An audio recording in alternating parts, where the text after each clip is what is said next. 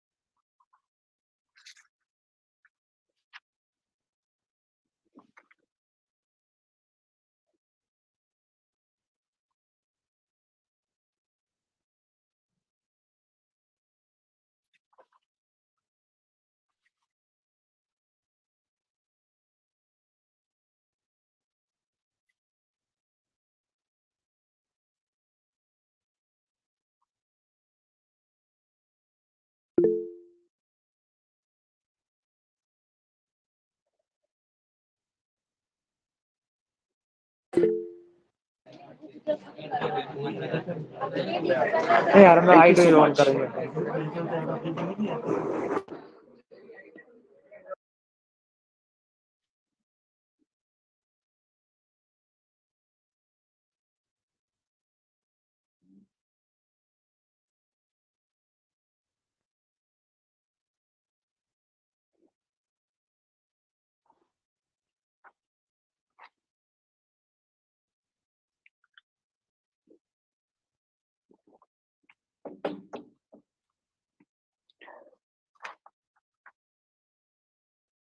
Yeah, pretty much.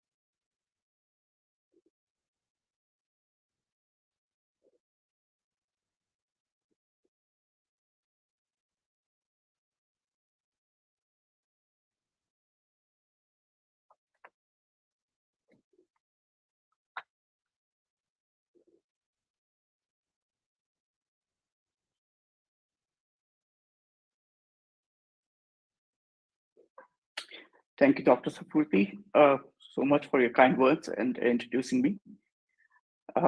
Should I take it ahead from here?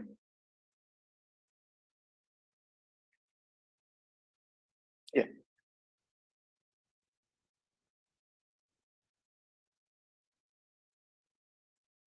Right.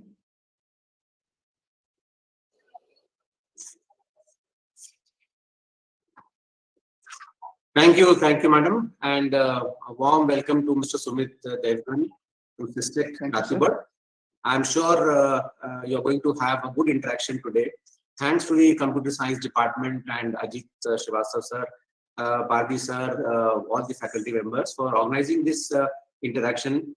And I really appreciate the choice of the topic, amalgamation of entrepreneurial activities with behavior and attitude. This is really wonderful, and I've seen for the first time that such combination of two different aspects of innovation and entrepreneurship have been chosen and have been covered.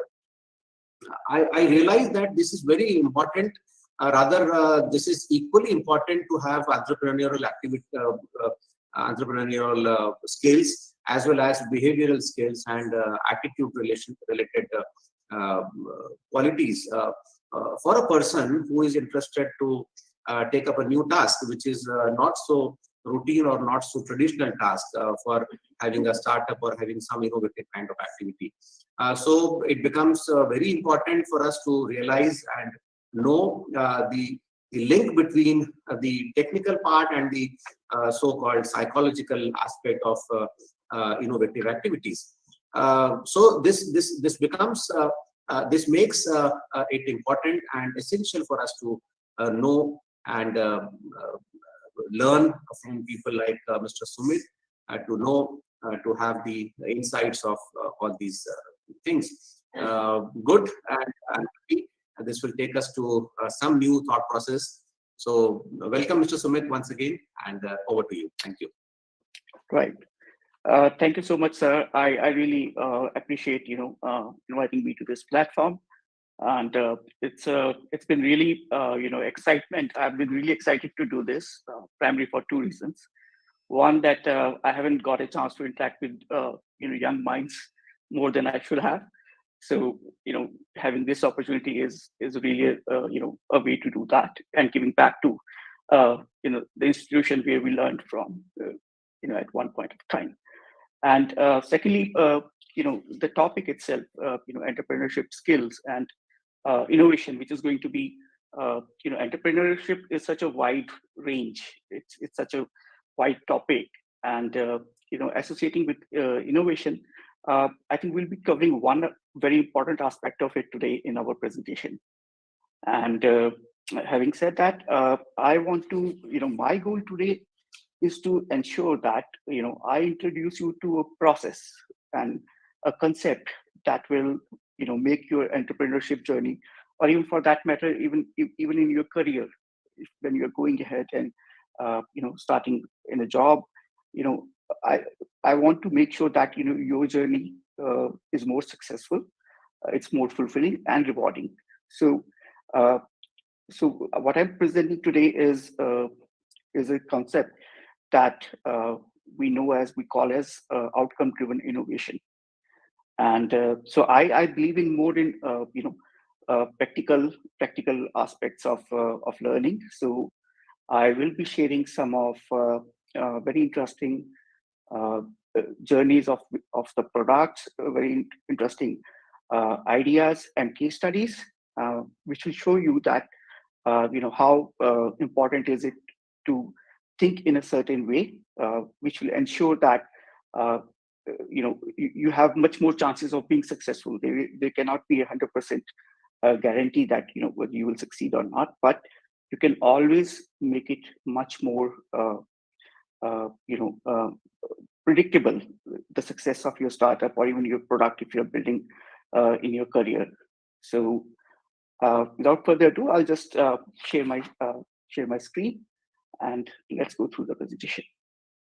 And I think at the end of it, we can take questions. Last 10 minutes, 15 minutes, we can take any questions if you have. I'll be sharing this presentation to you after this. I'll probably mail it to Ajit sir, and he can share it with you all. And also, I'll be sharing my coordinates, and in case you want to interact, you want to touch base, you all guys are welcome to do that.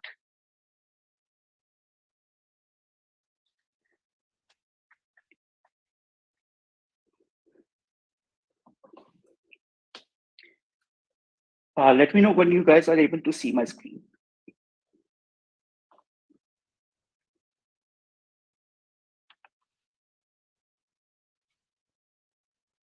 Yes, your screen is quite visible. Okay, great. So the part of unlocking an innovation in your startup and product success, and the particular technique or strategy that we are going to discuss today, as I earlier stated, it's called outcome-driven innovation. It has 25 years in existence. I've been I got introduced to this process in 2018, and it's not very mainstream yet, but it is being taught by several Harvard professors, and it is being adopted by several of the top-notch companies. Maybe I think more than 25% of the top Fortune 100 companies are using this process to ensure that they are successful in their endeavors. So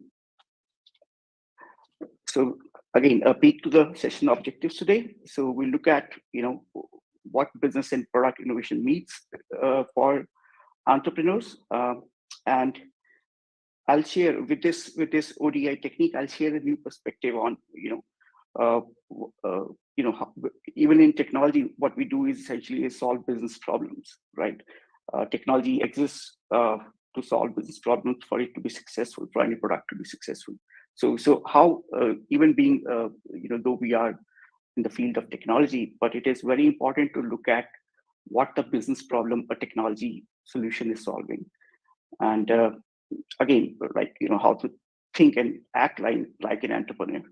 So because the job of entrepreneur is to ensure that there is business and product success, and there is product led growth, which is a model quite popular today. And I want to clarify that the techniques and strategies we are going to discuss in this session, it's applicable to both startup as well as a well-established company which is introducing a new product into the market. And again, we'll be discussing every concept with some example. Some personal stories will also be there of success and failure, because we always learn from our failures. So yeah, let's get into it. So if I look at the startup ecosystem today, it's probably one of the very exciting times where there is a lot of investment and interest from the industry in startups. The ecosystem is booming. Every day we see lots of startups, lots of products being introduced into the market. Lots of people trying to grab the market share of a product with new and innovative ideas, but it has a darker side to it. So 90% of the startup ideas, and this is also coming from a personal experience as well, so they fail to secure funding. Usually when we have come up with an idea, we see that okay, no one in the industry is doing that, and this is going to be a great feature, great product, and when we go to pitch that product to the investors, they don't really buy into it, and it happens a lot. And even if you get funding, 85 to 90% of the startups, they shut down in first 3 years. And I can say that only 1% or less than 1% companies or startups or new products, for that matter, they are able to enjoy long-term success. And not for a minute I'm saying that we should not, or we should stop pursuing our ideas and our dreams of building something. No, what I'm stressing over here is that there is a way to make your startup idea or your entrepreneurship journey a more successful one. And there's a way that you can focus the efforts in a way that what you're doing is not a waste, which is going down the year. Because if you look at the amount of investment that is going in, and the amount of time entrepreneurs are spending on building the dream products and solutions, there is a lot which is not meeting its I would say potential. So and there is we look at the reasons, and also accompanied with some case studies on why this happens, right? And so what I call it, that we see when we come up with an idea, a product idea or a solution idea, we look at from the something called as an idea lens, right? And what is this idea lens? Is that we happen to think about the market and what you can do in the market based on what is your understanding of the product. You generate a couple of ideas, and and you think the customers are going to like this product because it is going to be innovative and something that no one has done it before. And with those bunch of ideas, we try to conceptualize the product itself. That this is the product which I'm going to launch into the market, and based on that, we prepare business case. So when I say prepare business case, what we usually do, whenever we are pursuing an idea, we try to see what is the available market. We try to see, is customer going to buy it? What should be my profit margin? And how we will earn the money. So preparing business case means that there is a need in the market for your product, and there's a way you can earn money from the product.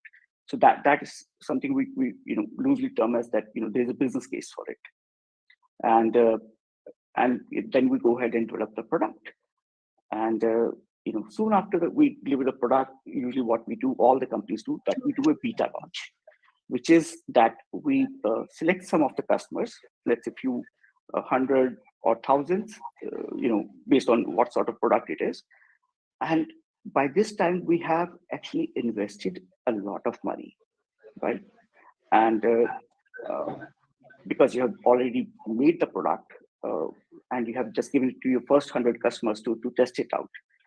And most of them are probably your family members, your friends, your colleagues, or your peers, right? And with this group testing your product, you usually get a lot of positive feedback. Yeah, it is good. Everything looks good, and you go ahead and launch the product, but it fails, and it fails in a way that because it fails in a way that it's difficult for you to go back and do something else because you have already invested money in developing the product. I think there is an echo in the call. Yeah, thank you. So basic idea of having an building your product on an idea that you get, and what we tend to think as entrepreneurs, that we think we know what customers want, right? And I can tell you from personal experience that it cannot be further away from the truth. So usually, and think of a company which is launching a new product in the market, and your salespeople, your customer support people, we always take feedback from them because they are the ones who are closest to the customers. And a company will introduce the product and develop the product, spend money on it, and then launched it. By this time, you are not in a way to go back and change your idea or change the product because you have already invested in it. So irrespective of whether it is getting a good feedback or a bad feedback, you will go ahead with the launch, because at the beta launch stage, nobody has the guts to say that I think there's a problem with what we have made, and it's not going to work out well. So this is one of the and we have done that. I have done that. Speaking that, but it is completely incorrect way of looking at what you are going to develop or what you're going to create and launch into the market. So I call it that we see a product from the lens of ideas, that there are ideas, and we think that these are the ideas which customers will appreciate, and we launch that into the market. We build and we launch that into the market. And let me give you a couple of examples of a very well-known app, which I'm sure all of us have used it or have been using it, which is Hotstar. Now, Hotstar, it's a extremely successful company. It's $1 billion company, and and they are very. I know some of the product guys personally over there, and they are. I would say they are the one of the in terms of what they're launching and what they're not launching. But in 2017, sorry.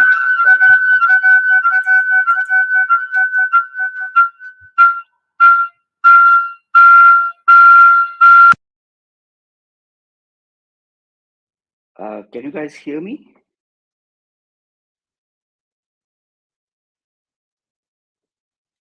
Yes, Sumit. Yes, we can. Yeah. Okay, right. Okay, so Hotstar, I was saying that it's a extremely successful company, and they drive their features with data. They do the proper. They follow something called as a North Star metric, and the way and they are these people were I would say the pioneers in implementing that. So when in 2017 when Hotstar was releasing, they give everyone all the team, in fact all the development team, the product team and the sales team, a single idea of that our goal is to maximize the watch time of our customer, of the user. So it was, and that will determine our success. So a single idea, single metric. They said we want to maximize the watch time of the customer. We want to make our product engaging, so that more and more people, engage with our app. And if they do that, if they maximize, we are able to maximize their watch time, we'll be successful. And so on November 7th, 2020, they launched this feature, which you can see in the screenshot that I have taken. That it's called Watch with Friends. So generally, people use Hotstar so they have access to the cricket matches going on, and other supports and other live sports events. So they can watch it on the go, they can watch it in their office, or they have access to it all the time. So they introduced a new feature which was called Watch with Friends, and they publicized it a lot, and with the idea that it will promote user engagement. So people will not only watch the match, people will also chat, people will also do different things while they're watching it. And when I was analyzing it with some of my peers, so I said, this may not be the brightest idea that they have come from. One, because the screen of the mobile is already small, and now the 2/3 of the screen, it is filled with chat and friends, while I'm trying to see probably an important and interesting match that is going on. I'll not probably watch it well. And even Hotstar people know it by now, but so they have tried to further enhance it by adding directly access to some of other app, some of the games where you can predict what is the outcome of next ball, and or probably you can watch it with friends. But if I want to watch a game with my friends virtually, I probably do it on a Zoom call, right? We are friends who are in the corner one strip, and there's a match which is going on probably 3/4 of the screen. That is a much better experience than watching it here. So even the most diligent and companies who are most innovative, even they create ideas which do not work. And and once you have rolled it out, it's very difficult to take it back. I mean, it's still there if you look at the Hotstar app. So and so we'll learn from these things as we go forward, and we'll see that what is it that was done wrong and how to correct it. So we see one of the reasons that startup failed was the idea of the idea lens, where we take up an idea, we try to walk it through, we try to make a product out of it, and that's how we roll the product, and then it is difficult to take back because we have already invested so much money in releasing and developing your product. sorry. So the second lens by which we the products are developed, and again they come up with products which they think is going to be successful, and sometimes they are, sometimes they are not. Again, it's not very predictable success. And the way we again do that is that we depend on customer research, with the idea that we know what the customer wants. Customers knows what they want. That is a basic idea of what I call it, looking from a customer lens. So we go out with various you can say that polls. We go out with various customer support team to look at, and we go and ask customers what they really want to accomplish, and or what is that they need. But in reality, customers do not know always what they want. And there's one of my favorite quotes from Henry Ford, and he said, "If I asked my customers what they want, they would have said faster horses, not cars." And so he looked at the problem of commute. It's a commute problem that he was trying to solve. And so what you say that, okay, customers want to go from point A to point B. The available transport in the market is a horse, which has certain limitations, and it's not something which you can 100% rely on. Can there be another way of doing it? So that is where the thought process came into, and when we talk about building cars. So again, that's what we do when we look at developing a product or developing our solution, or making our entrepreneurial job start from a customer's lens. That we think that if we research our customer well, if we research talk to people a lot, we will be able to know what they want, and we'll be able to build it. And which again, once you take customer inputs and you develop a product, again build a business case before it, because we want to know that we'll be able to earn money from it. And then we develop the product or the feature in the product, and we beta launch it, and then we launch it. So again, there's a loss of money that that goes into it. And the way I think about it is that it's not the right approach, because it's not customers' job to find the solutions they are looking for. It is a job of innovators. It's the job of entrepreneurs. It's the job of a group of innovators to do that. So it is completely absurd to ask customer what is it that they want. They are not engineers. They are not designers, and it's not their job to build the solution. So you can come to customers to probably think of the problems that they have, and they might explain it in their own language, which someone will note it down and take it back to the product development team, and they implement it. And in the end, you will find out this is not what they wanted. And this is very much prevalent in the industry, in the key mainstream industry, with the big companies do this. And I have a very, very interesting story behind for such a product that was introduced in the market. And this was introduced in the market by Godrej. We all know they are a big powerhouse, and it's a big conglomerate, and it is pretty big company, and we use their products all the time in our day-to-day life. So in 2006, Godrej believed that there is a huge market that no one has tapped, and the idea was that people in rural area, and their focus was that the rural customers.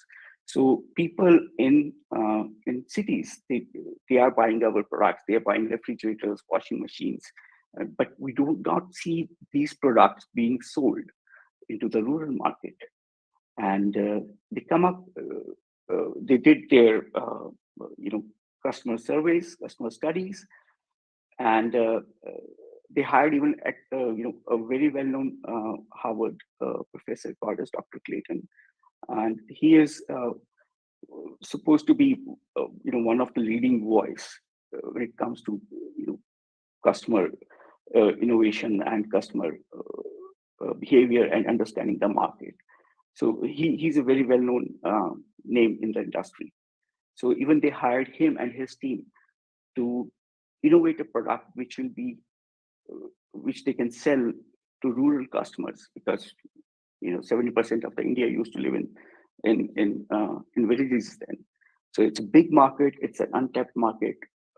We should tap it. So that was the thought process which is not a wrong thought process to begin with. So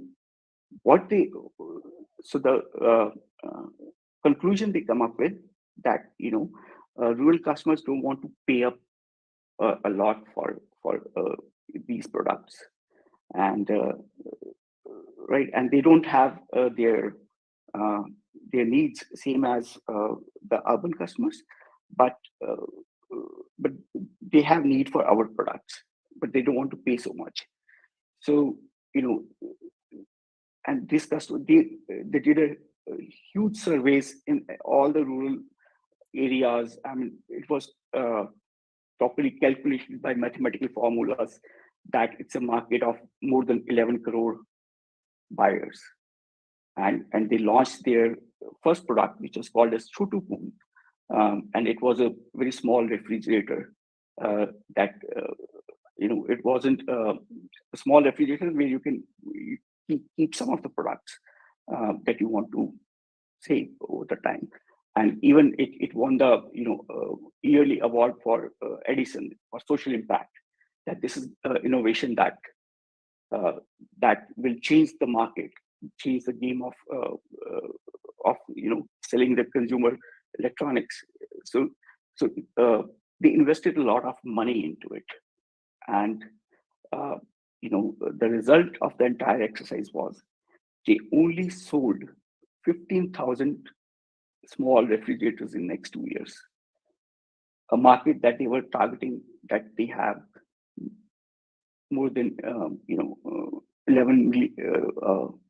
11 crore customers. For that, they were only able to sell 15,000 products. And in the coming slide, we'll see the reasons for why this failed. But this is a very good story to tell.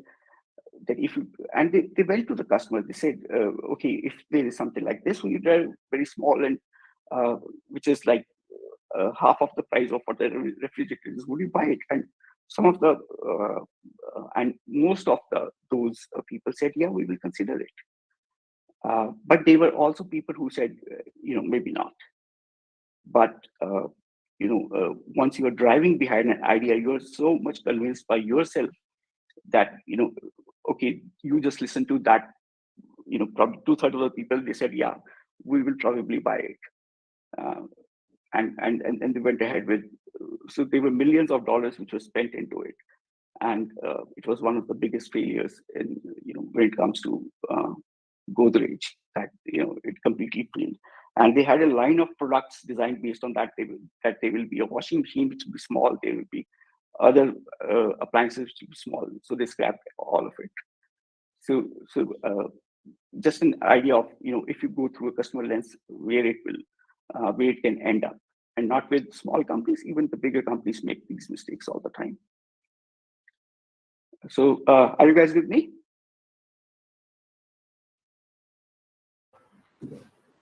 Yes.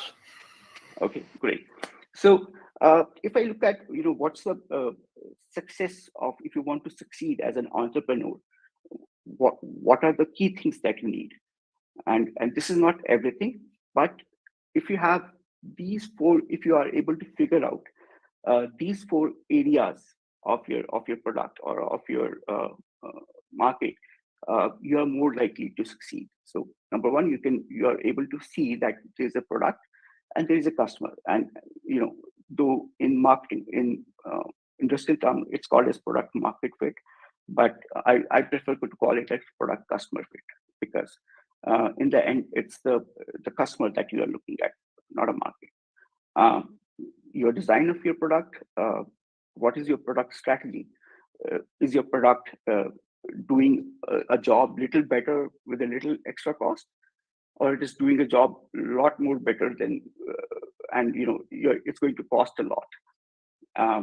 And there are different strategies for it. So, for example, if you look at Apple, it's called a differentiator strategy. So they differentiate from the rest of the market. If they sell a premium product at a premium price.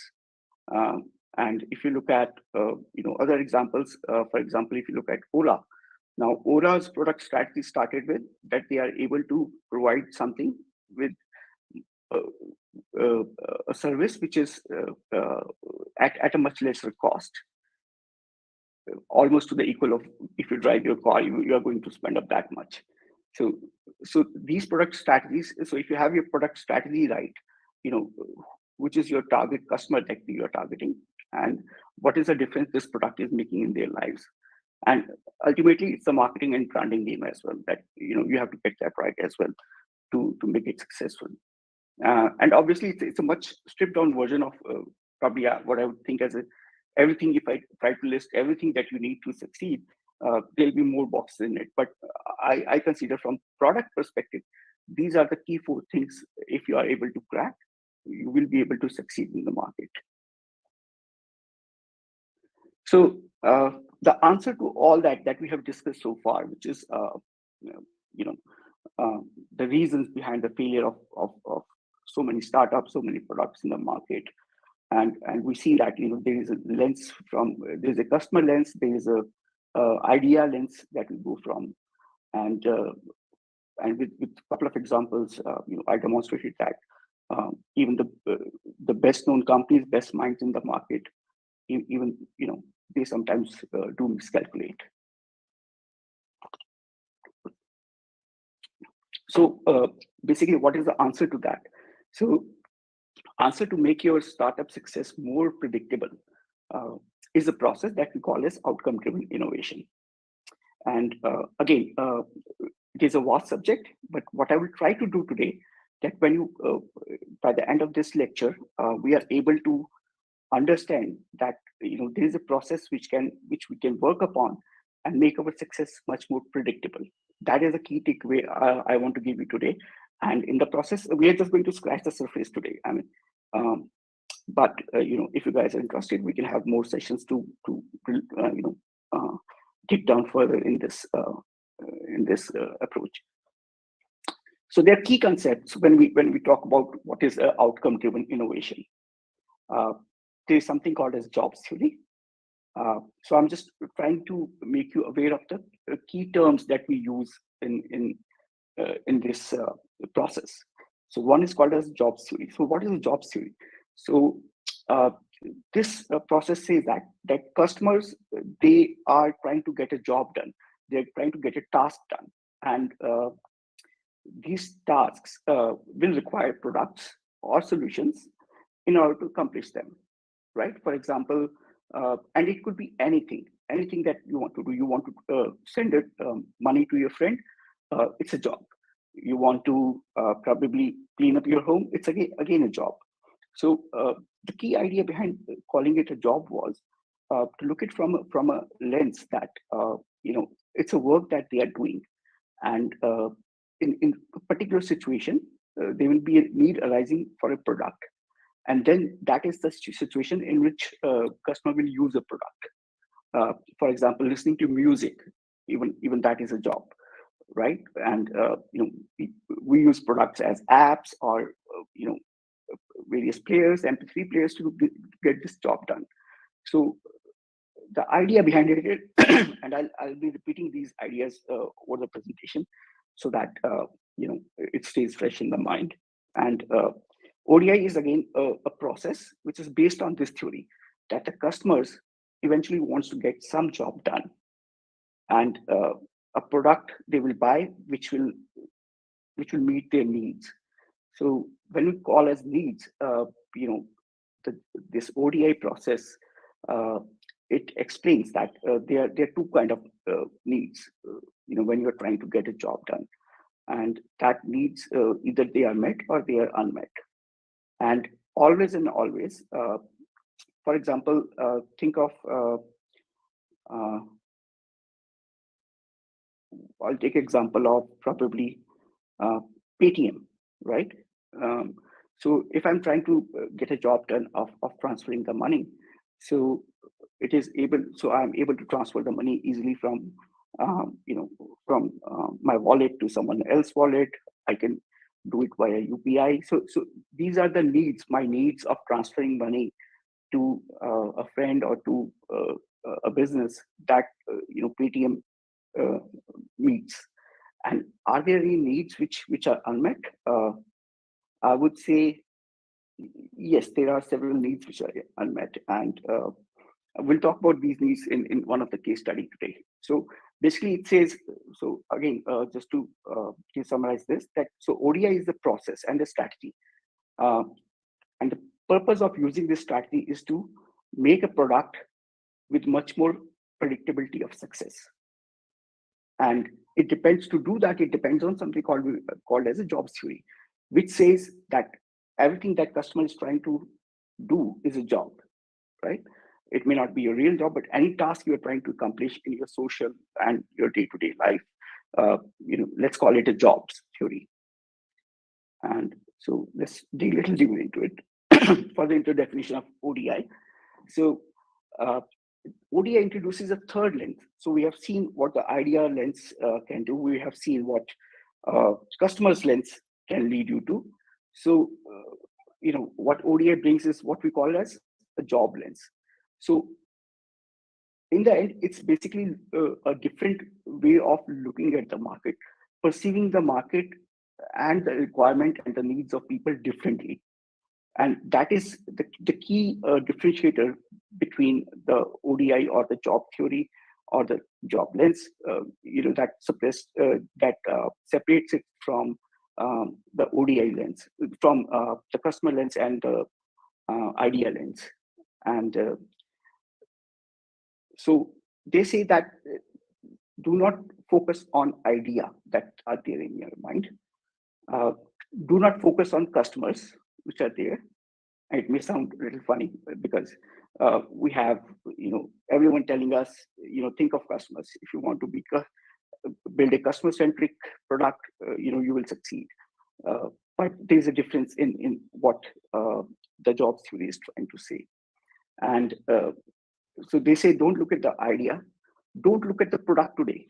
So, sometimes we feel we use a product, let's say an app, and we think, oh, it is not doing such a good job. I can probably make a better app, or I can make a better product.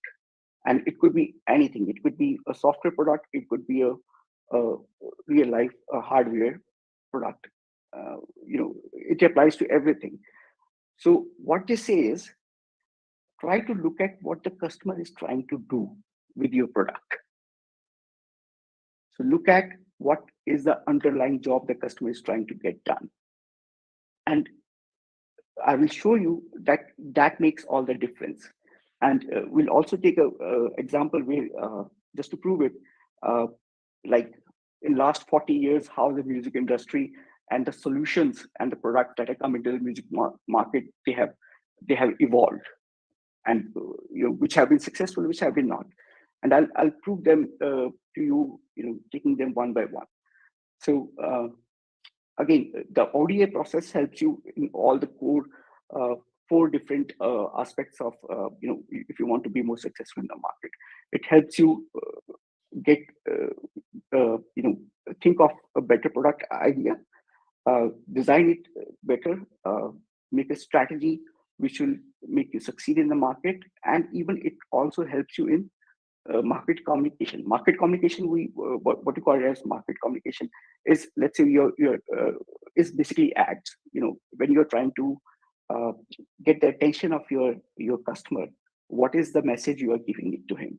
That is marketing communication. So even this process and the strategy helps you in getting that done. And so again, and it's a very, again, one of my favorite quotes. how different is it to look at when you talk about the job lens. So Theodore Levitt, again a Harvard professor, in 1962, he said, people do not want a quarter-inch drill. So if you think of people needs, what does people need? People do not need drills or anything else. That is not what customer wants. What a customer wants is basically a quarter-inch hole where they can probably fit the screws, tighten something, and for different measures. So job lens says that do not look at the drill. Drill is just one of the solutions. Think of it, what people are trying to do, which is they need a quarter-inch hole. Now, can there be another instrument which can do it for me in a way which is better than a drill doing it? If yes, then probably that's an idea to go for. Because if you can do the same job in less time or with better quality, that product can probably beat the drill or the entire drill market. So again, the differentiator lies in the way you look at it. The lens of job lens says, look at what people are trying to get done, right? So let's go further. So again, needs is something. So I'll be sharing some books, some online lectures, and some other resources with you at the end of this presentation. Which, if you want to take it further, you will be able. Those will be really helpful. So what I'm trying to do is introduce you to the concepts, so that when you look at those material or those resources, you understand what a need means, right? So what jobs theory or ODI says is, identify the customer need, not want. So customer may want anything, but what is it that he or she needs? What your customer needs to do his underlying job better? That should be the focus of your innovation. If you're trying to build a product, that should be your core area of focus. So how to do it? Basically, saying it easier, but how to do it. So ODI also gives you tools, techniques, and various processes. If you follow them, you will be able to do that. So it's not just a concept. It's a I would say very well made. It has tools and various techniques which you can use to basically achieve and understand what are the needs of the market, what is the need of the customer, right? So it says that need statements, when you write a need statement, it must indicate a way that how to create customer value. So what is a customer value? If I try to explain that concept, so think of, again, I'll take a music job of like listening to a music, because there's further examples that I'll take on that underlying job. So if I'm someone who is a music enthusiast, so I want to be able to find songs in the minimum time. So I value if I am able to search my favorable songs in a minimum time. The lesser that time is, the better it will be. I value that solution more. So let's say there are two solutions, right? Let's say one way is that I'm burning a CD of music, right? So what I do is I basically search for music, and then I download it, and then I write it on a CD or something. Instead of that, if I have an app which I can directly look up, search, and grab that song, easily into my playlist, I'll value it more because it has saved me time and effort. So I, as a customer, I value that time and the effort it saves me. So basically, when you write a need statement, you need to accomplish it with how it is creating value for the customer. And it says a need is not a moving target, but it should be stable over time. So again, as a customer, if you want to understand what a true need is, then the need always remain constant. the need is always there. The solution changes from time to time. And we will see it with a couple of examples as well, at what I mean with the need. So the ODI theory, it starts from that you identify the needs of the customer. If you are done, identified the need of the customer, you will be able to develop, market, and sell a solution which will have a much more probability of succeeding, right? So till now, and I'll give a summary slide of all this. So let's take a look at how the what are the various these are also concepts that that are there in the ODI. I'll not go into very much technical details, but I'll just scratch the surface so that if you want to pursue this, the knowledge of understanding this outcome-driven innovation better, you are aware of these terms. So that is the whole idea, and you will need to devote some time to basically understand it. It's not very simple because we are not tuned to think in that way. So the key concepts again: job steps, and desired outcomes. So if you've done this part right, you will be able to develop a solution which customers will perceive more valuable than the others, right? So let's look at job, and job is again something that customer is trying to get done in a specific situation. Think of wood cutters, right? People who work in RI industry or wood industry, and their job is to when they're slicing a piece of wood, they want to do it in a straight line so that then it can be used to make furniture or something. So their underlying job is to cut the wood in a straight line, and a job is usually, it basically combines various steps into it, right? So if you're trying to get job done, there will be several steps you take to get it job done. So again, let's take hypothetically 2 steps that I want to focus here. There will be much more steps in real life, but my job step would be that first I'll place and adjust the wood. So this is the first step, and after adjusting the wood, I'll cut the wood with my blade. And so again, so this is job. These are 2 job steps. Again, hypothetically, there will be much more steps built into it, but I want to keep it simple for you. And then every job step will have some desired outcome or needs statement, which is the key step to identify and define a product which will succeed in the market. So they say that you always label the value that customers is seeking. So here, probably my desired outcome or my needs would be that I want to minimize the time it takes to set the angle of the saw because I want to cut it straight. So before starting my process, I need to minimize the time it will take to set the angle, right? And I also want to minimize the likelihood of when I'm cutting it with the saw, I do not want the debris to come at my face or the wood chips coming out of it hitting me. So I want to minimize that likelihood as well. So here, if you look at clearly, I'm trying to basically label what the customer will value here.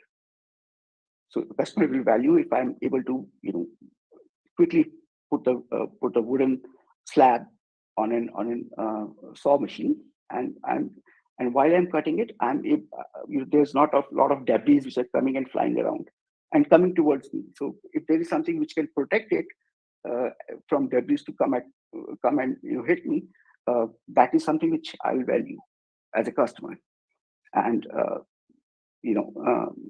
so again, these are a couple of examples which are. So what happens when you write these desired outcome needs in every step of the job? You basically are creating something which is you are understanding what is it your customer will value. So let's take a step further, and if I have to make an ad out of it, or if I have to, let's say, hypothetically, that if I want to market such a product, if I've created which meets these needs. So probably I'll say that I'm selling a saw where the debris will not hit you, where you will be able to cut your wood in a better fashion. And so if I'm trying to even market it with those parameters, customers who are seeking those as their key needs, customers who value those will be attracted towards your product. So we'll take a step further. I'll again try to step back and explain it with a couple of examples. But let's summarize. So what ODI says is that people buy products to get a job done, and the products which will win the market, which will allow customers to job either better, in better quality, or they customers will be able to do it in a cheap fashion with less money investing into it. And a job remains stable over time. So cutting the wood will always be a job, and it is a job which is there since I don't know when. So the job remains stable. It's your solutions which makes it which evolve over the time, and people pay these products and services to get the job done. So I'll just skip the theory, and I'll also skip this one. I'll straight away come to an example because I see that we don't have a lot of time left. I've taken much more time in explaining the concept. So, but here's a very interesting example which you can look at, and you will see that what I have just mentioned in the last few slides. It fits exactly into how the solutions have evolved over time. So let's say I have a party at my home. I want to compile music for it, for a party, for some sort of dance music to it. We all have been there. So we try to first, what are the steps or the job steps in accomplishing this job? So compiling music for an event, a job which was there in probably 1960s as well. And so far, till date, it's the same job that, I want to build music for an event or a mood or a theme, then it's a job that I've always done. And it has already existed from, I don't know when, since the invent of the music machines. So, in discover music, I want to minimize, the time it takes me to discover the right music. And I should have a lot more wide range of songs that I can choose from. Then without much effort, I should be able to collect that music into my library and organize it, which song I want to play first, which song I want to play last. And then I'll probably experience the music, try to play it before the event. And if I need to take out something, add something, or remove a new song or add a new song, I should be able to do that. And I should be able to, once it plays into that event, I should be able to see, okay, what is the experience of this music. So it's a very simple job. I've taken this example because most of us will relate to it, right? And so let's look at how the music tools or the music products, they have evolved over the last several decades. So my time, I know that I'm a little old. So we used to have cassettes, and discovering music with cassettes was a pain. I mean, I'll not probably like all the songs in the cassette. I just want a couple of songs from that cassette. But it was a pain to discover music, music that I want, music that I would listen to. And what I would probably do at that time is that I'll make a list. I'll keep noting down in my notebook how which are the songs I want in a particular cassette for an event, and I take it to a shop which would sell music cassettes and music CDs, and I'll ask the guy to build this cassette for me, which will have these songs which are written there. So you can see that discovering music, acquiring music, because you have to go somewhere in the market and get it done, and organizing music in the library, everything was tough in the era of cassettes. Then come CD player. So what CD players changed was that there was a job in the back step that I want to maximize the number of songs to choose from. It's this is what I want. This is what the underlying customer want. So with CD came the event that it will still be a pain for me to, slightly easier to discover music, slightly better to acquire music because I had CD burners, on those times. It is still uh, a job to do. It will take effort and time, but I'll be able to make a much better collection than I would do it in cassettes, right? Because it can store more songs simply. And then came the MP3 players. And if you look at the MP3 players, they completely changed the market overview because now discovering music was, again, I can search on the net, I can download the file, I can just push it into my player's storage. So discovering was much easier. Acquiring the music means storing it into my library, and organizing in the music, which one will play first, which one will play last, was a little typical at that point of time because most of MP3 players will not do that. And then if I have to modify, then I have to delete the song, and deleting it from MP3 player was much more easier than what it was in the CD player. And then come the apps, right? And they changed everything. So I'm able to, I have apps now, so I am able to discover music at the just few taps on my phone, and I can discover the music. I have pre-compiled list of things like 100 top 100 songs, top 100 rock songs, top 100 Bollywood songs. So, and acquiring music is something that I'll just press download, and it will be there in my library, and I'll be able to shuffle them, and I can listen to a lot of songs. So in terms that the music apps, they are doing much better job than MP3 players. But my underlying jobs or my underlying things that I value, they kept getting better with every solution, right? Now, having said that, you will think that, okay, what next? Is the music finally evolved? So this is something which is kind of stop press. I was just thinking about it last night. So I added a slide here that what should be the next music innovation should come from. And what I saw that there are still gaps when we try to discover music and acquire music. For example, it's very popular thing to do with the young generation that we watch YouTube reels and Insta stories, and you like the background music or background score which is there, and I want to acquire it. Right now, what I do is, so nowadays those Insta stories or YouTube reels, they display the name of the song in the bottom of the screen, so you can see that, okay, this is a song by so and so artist. You can go and search it in your apps, your music app, and you can download it and add it to it. But can there be something which is like I can single click from there itself, and the songs can directly come to my music app? That will be innovation, which will basically, again, minimize the time it takes me to discover music, and that's a key need for me. And similarly, let's say I'm driving car and listening to my car radio. There's a new song which is playing. I liked it.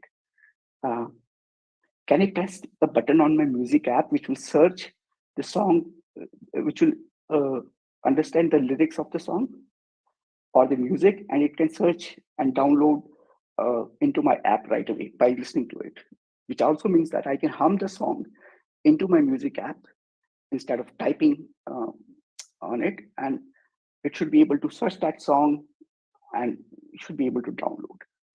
So I think the next innovations might come from here. I may be wrong because I haven't deeply studied it, but these were the couple of things which clicked while I was thinking about it.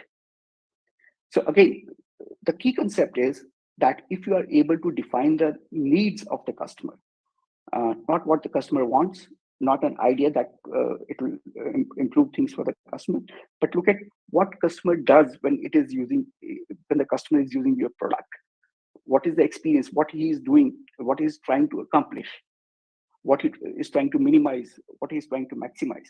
So when you start thinking in those terms, and there are very clear definitions of how to write it, very clear tools and technologies which are there in the ODI, which will help you establish that how to achieve those things. Let's take a look at the Go the Chotu Cool again on why it failed.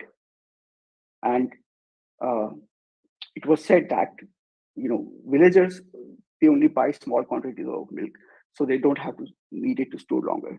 So they don't need this solution. If there's leftover milk, people in villages will make curd out of it and store it in the earthen pots made out of clay, and it will survive. So I again do not have the need for a refrigerator.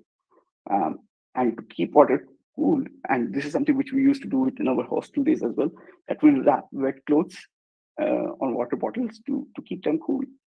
So again, a job, the need is there, but it is already met. It is not a need which is not unmet. And the key over there is almost 50% of the villages, they had severe power cuts. So which means even if you buy it, it will not be of any use. And all these above findings were reported during market research, and the Dr. Clayton, who was hired to do these studies and make an innovative product, he accepted his fault. And nowadays he is promoting the job theory and ODI as are the right tools to innovate the products. So, and there is another term which I used to very confuse it with. There is innovation and there is invention. So if you look at Google Glass, which came out, which will help you identify, there was a Google Lens which was built into it. It was an invention. It was not an innovation. So invention, it came as a fad and it went by. Think of the fidget spinner which came into the market, right? So it was a fad which went away with time. And there are goggles which have Bluetooth speakers or earbuds in them which you can use to listen to music. But again, those were inventions. So for inventions to be innovation, so that they meet some underlying need of the customer, it needs time, resources, and iterations. So those are innovations. Innovation is something which is, in business terms, very focused on the underlying customer needs. So always try to differentiate between what is an innovation and what is an invention. So invention need not be innovation in business terms. Okay, a personal story. So I have used this ODI principle to a very good effect to evaluate, the next products I've been working on. So in 2018, so there were a lot of traffic cameras which were erected in Delhi, and there were a lot of challans or the traffic fine which were coming to everyone's houses because they jumped a red light, because they were over speeding. So there came an idea of that, let's build this app. And I already had like half of the code with me for this app. And I also saw this idea in Shark Tank while it was coming. And so I invested like 2 weeks onto it to understand whether it will work or not. So the idea was, before you reach a traffic camera, the app will announce that there is a traffic camera ahead. Slow down. And similarly, if there are potholes on the road, or there is a road which is broken and you're traveling at night, it will announce that okay, there is a road broken or road closure, or even it will also tell you if you're trying to overspeed, if you're overspeeding at some point of time. We thought of the later versions will actually cover that. And after 2 weeks of studying into it, I said, we are not going to make this app. And why I said that, because again, the ODI was the point of, or ODI was the concept which rescued me there, because the underlying need is not something which is stable over the time.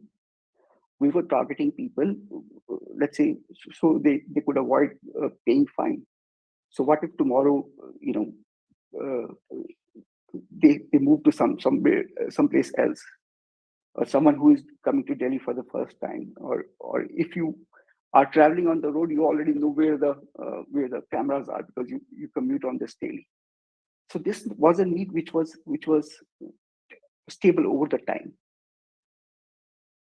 And even if we have built this app and launched it, yes, we would have been able to push a few thousand downloads as well.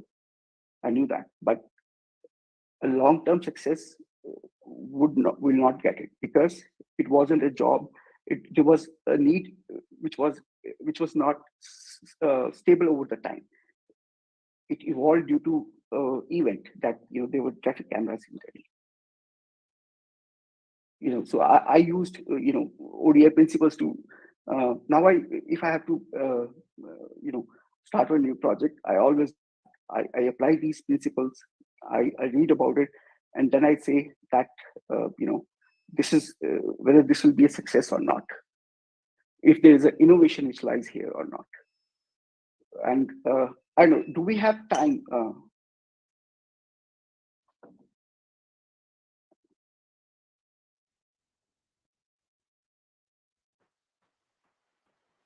Ajit, do we have time? More time? Sumit, actually, buses has to fly. We can take 5 minutes more. Oh, okay. Then I'll probably use 5 minutes to answer questions. What I'll do is, Sure. I'll send you the rest of the slides, which will explain some of the things I've used ODI for various things. So basically, what I mean to say is, just let me stop. So basically, what I'm trying to say is, if tomorrow you step into let's say you start your career with a job, and you're building a solution. Let's say you're building an app or building a product or solution. Even if you're not in an entrepreneur role, but being an engineer, it's your job to solve a problem which is there in the market, and you always have to look at what is the need of the customer is. Look at a little bit deeper, and I'll share lots of resources with you.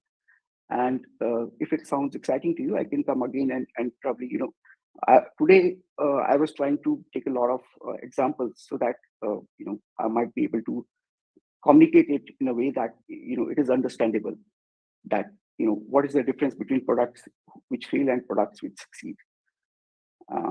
So yeah, that's it. If there are any questions, I'll be happy to take it. Thank you, Sumit. Yeah, I don't know if I was being helpful or not. No, certainly this was a fruitful session for our budding entrepreneurs. I think they might have learned so much from all the experiences of the market that you shared. Just like the very much that I could relate with was just having an idea, as you said, will not be enough entering into the market. Right. Because 90% of the cases, as you said, they fail in the market. So I think this information itself would be pushing our students to be working more upon strategies when getting in. Obviously, second point that I felt the session certainly have created a clear picture among our students, what are the market needs, how they should strategize, what understanding or behavior they should develop within themselves, and better understand entrepreneurship. So all the examples that you quoted, I think students might have taken a note on it. I could see students sitting back and hearing you keenly. All those who are interested into and who possess those skills might certainly have taken a better opportunity of getting to know the details of the topic. So very much related to the topic, all your talk was so much relatable. I think now the platform is for you, students. If you have any queries, sir is here. You can put forth, you can directly ask, or you can put it in the chat box as you wish.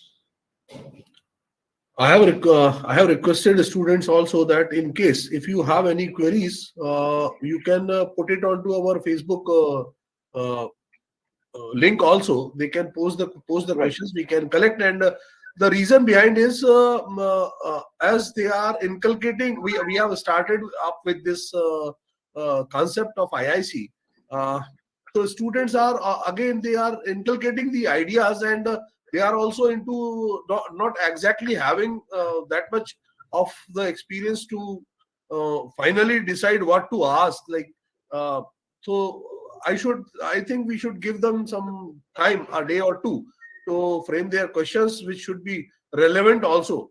Asking something Right. which is not relevant will not work upon. Uh, Well, that's excuse fine. me for a minute, That's absolutely please. fine. Yeah. So yeah, I mean, I'll be sharing my email address. You can post it on Facebook. I know that usually this is more relevant for people who are in that industry, but I specifically want to tap young minds to understand this, because I have been a person who was having so many ideas, and I went ahead with it, and didn't succeed at them. So you can learn from others' mistakes before you want to learn from your own. Obviously. So yeah, so that way, any question, there's no stupid question. Any question that comes to your mind, feel free to put it across. Parthi sir, would you like to add on something here? Parthi sir, let me introduce you, Sumit sir. He is Yes.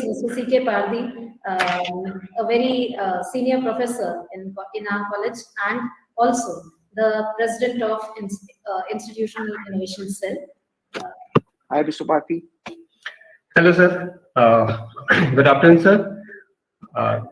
Obviously, Sumit sir, this innovation, the session was very fruitful, and that the examples you covered during these sessions are very interesting, and definitely the need, as per the need, we have to innovate the ideas. We have to change as per the requirement of the customers, or as per the needs.